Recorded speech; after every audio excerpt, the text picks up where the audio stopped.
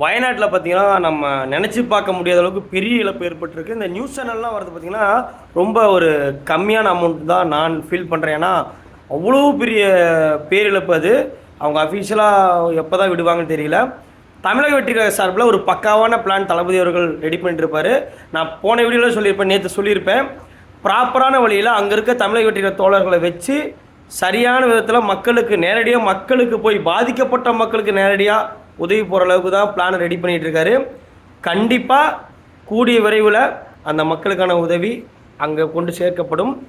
ஏன் இப்போ உடனே இமீடியட் எஃபெக்டாக பண்ணல அப்படின்னா, ஒரு பேரிடர் நடந்திருக்குங்க. அங்கே இராணுவம், மீட்பு படைகள், அரசாங்கம்லாம் பண்ணிகிட்டு இருக்காங்க. அந்த இடத்துல நம்ம போய் ஒரு டிஸ்டர்ப் பண்ணுற மாதிரி இருந்துடக்கூடாது. ஏன்னா அங்கே ப்ராப்பராக யாரையுமே வெளியாளுங்களை அலோவ் பண்ணல.